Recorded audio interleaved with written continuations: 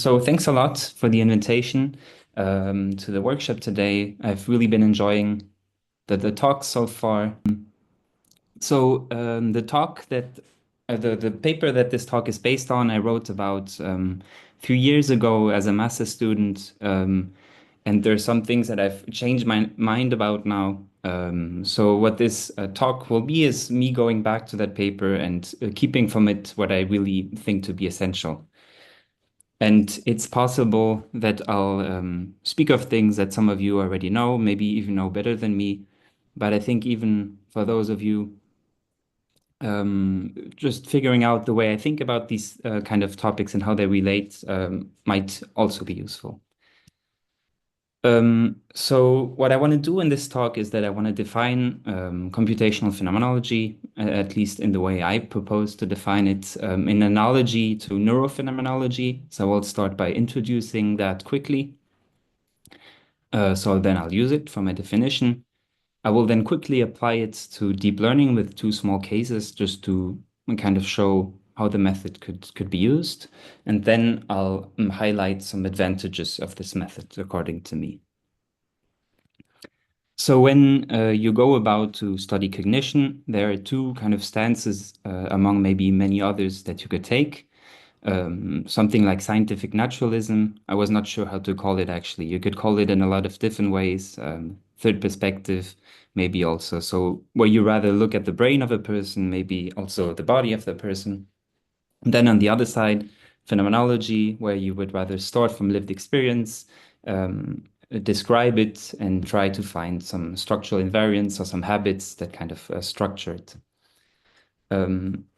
So defined like this, just as methodologies, everything can look fine, but as you may know quite quickly, these stances can come to a clash, especially as soon as people have like an ontological commitments that come with the stances, or at least commitments towards what should count as a kind of the a priori structure of cognition. So the story with scientific naturalism could go something like the starting point of studying cognition should be studying the brain.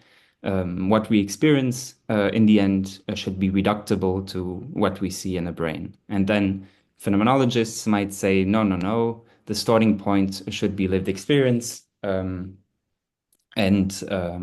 objective thought, to which science and neurosciences belong. They're only at the horizon of experience, and the kind of things we discover there, they can never go against what we discovered with phenomenology. And so according to me, the kind of founding idea of neurophenomenology is to just kind of bracket these kind of ontological commitments that can lead to a clash and simply say, okay, we have two kind of methods from which we can gather data considering cognition. And using Bitball, I like to call these kind of two points, two sources, epistemic sources considering cognition, because they give us sources of data considering cognition. And then the idea of neurophenomenology is to allow a kind of circulation between these two sources and to identify structural invariants that hold true considering certain cognitive processes. And already quite quickly when this was introduced, I think around 96 or something by Varela, people also found a role that the computational could play. And the idea was that formal or computational models can serve as a kind of neutral ground between our two sources, epistemic sources of cognition. And so the structural invariants we could discover, we can simply formalize them in a computational language. It helps us to kind of write down our results on a neutral ground. And so one of my key claims is to say that with the advent of AI and more particular deep learning, the computational has become more than just a tool to formalize, but that has also become in its own right an almost independent epistemic source of cognition from which we can gather data concerning cognition. So for example, when we train a deep neural network on a lot of data, so the example works better if it's a big model and a lot of data, we don't really know beforehand what behavior that model will exhibit, what weights it will have, what activations it will show on particular inferences. And so all of these can be seen as new data considering cognition. So a simple example to kind of highlight what I now call these three sources of information considering cognition. With an example would be, let's consider the task of finding your way home. You could kind of think about it as a phenomenologist. Hubert Dreyfus likes to speak of this example because his thesis is that to find your way home, the best model of the world is the world itself. So when you see that particular tree on your way home, you know that you have to turn left and you don't have to rely on a map. But there was just a small example to kind of give you the intuition that from like lived experience itself, you can start to think about the cognitive process of finding your way home.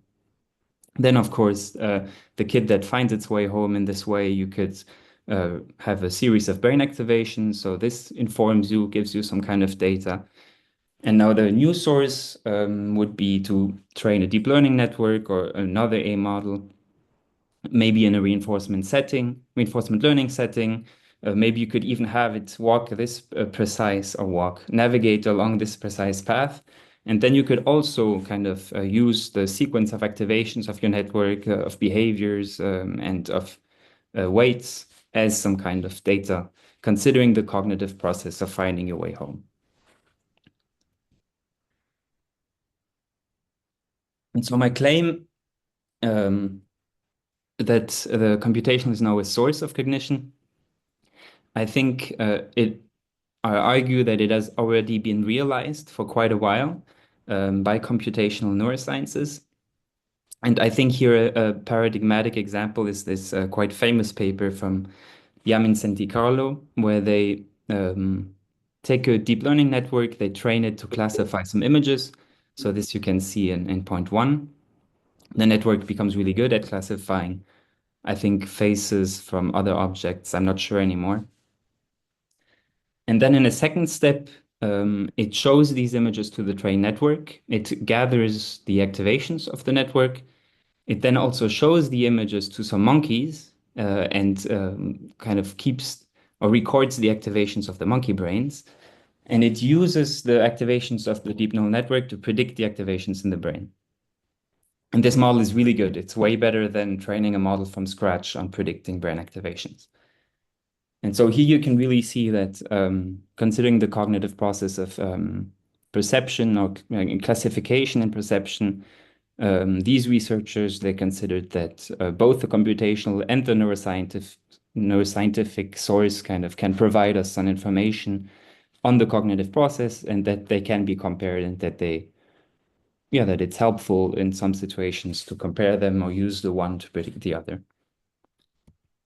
And so my idea or proposition is to define computational phenomenology in analogy to neurophenomenology and to computational neuroscience cast in this kind of very epistemic and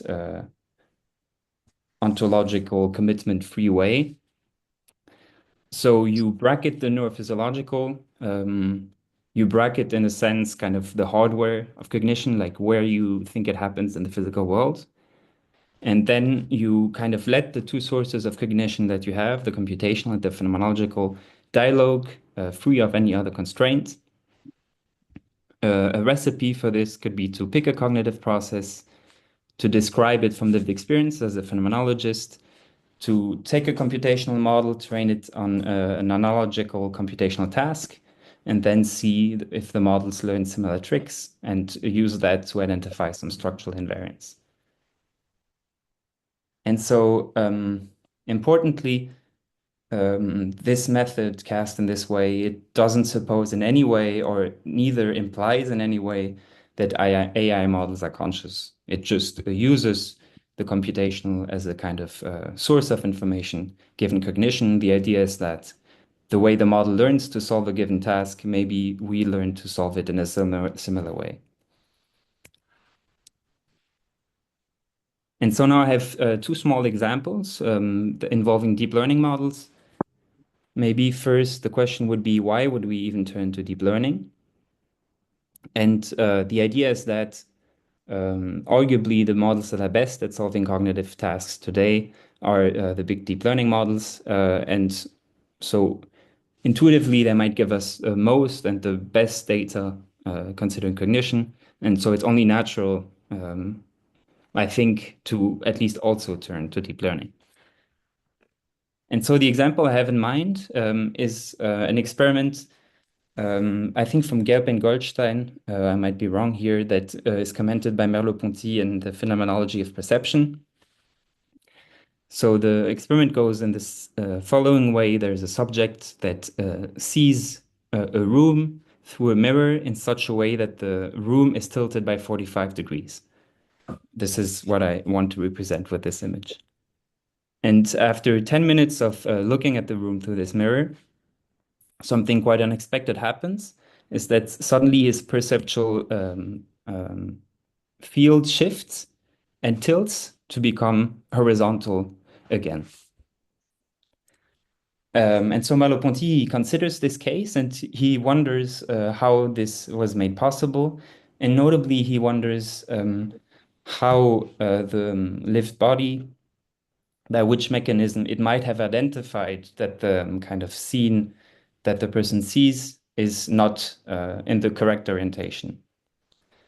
And so the hypothesis he makes, or maybe even the thesis, because he gives a lot of arguments for it, is that it's actually the objects in the scene that we have often seen that are shown in a wrong orientation and that kind of call a virtual body that one would need to kind of live and interact in the tilted scene, and that kind of constitute anchoring points for the identification of the tilt, and that this then allows the tilting to be corrected. He says it is as if certain objects, the walls, the doors, and the man's body in the room, determined as oblique in relation to a given level, take it upon themselves to provide the privileged directions, acting as anchor points and cause the previously established level to shift. And if we now consider RodNet, which is a model that is trained to predict by how many degrees an image was tilted. So for example, it's given this image and it's asked how much, by how many degrees was this image tilted? Here it's 0, and then here it's, I don't know, 45 or 270, or no, 90 or 270. And with these attention maps, we can see what the model pays close attention to, or what kind of input patterns were particularly important in its decision. And we see that, unsurprisingly, in a way, it learned a similar trick. It learned to kind of focus on particular objects that often appear in the training data. And so here it looks at faces, and these are the anchor points in a way that help it to identify the rotation of the image. And I mean, so far it's only a small example. It's only meant to illustrate that we can find from the computational source and the phenomenological source cognitive tasks that were solved with the same trick, a very simple trick. So we have identified a kind of candidate mechanism of how we learn to detect the rotation of a visual field or of an image. And we have done so without ever looking or thinking about the brain. And then my second example is with Sartre and Deep Dream. So Deep Dream is a technique used to generate some fun images and learn a bit more about deep neural networks. It goes like this. You take a model that you already trained on identifying images and that got quite good at it. You then fix its weights. So you don't want the model to learn anymore. You pick a certain label and then you perform gradient descent on the image. And then you get something like that. So in this way, you get the image that maximally activates the label banana.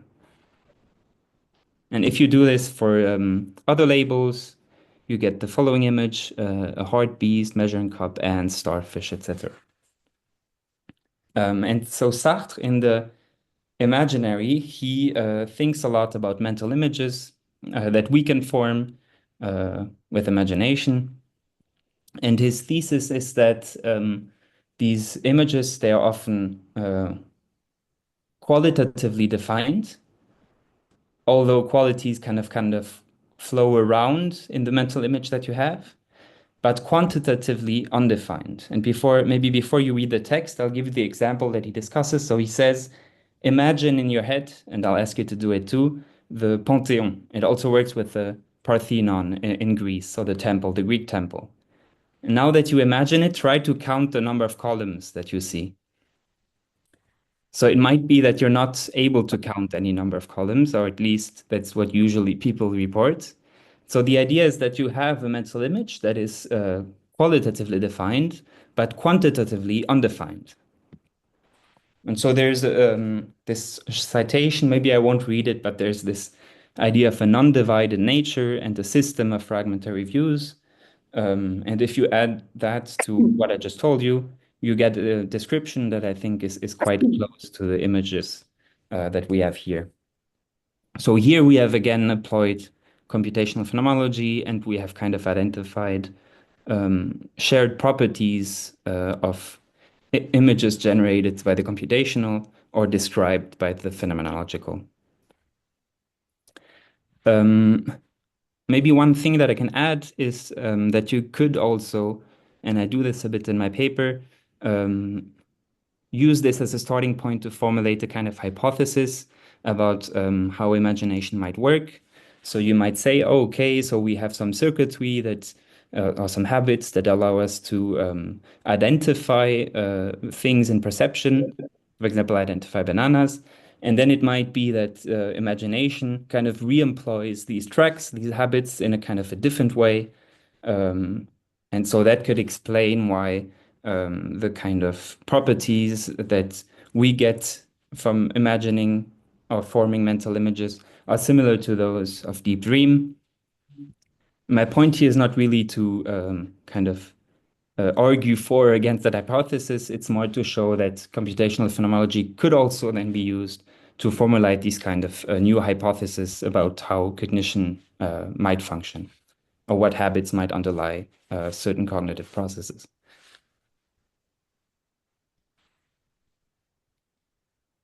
So the advantages of computational phenomenology, they allow you to discover new structural invariants while letting the kind of neurophysiological source on the side while bracketing that question. The computational could inform phenomenology and vice versa. So maybe you train a model like RodNet and you identify another trick that it used to identify the rotated images. And then you tell Merleau-Ponty, oh, look, the model, it kind of found this trick. Can you check if maybe in lived experience we also use a similar trick? And then the other way around, maybe phenomenologically, we can wonder about the mechanisms by which we learn, and we can use that to build different AI models. I mean, of course, the possibilities are wide cast in this general way. And then I think a last point is that today, often deep learning researchers, their stance is very much a scientific naturalism stance, which I don't think is a problem at all.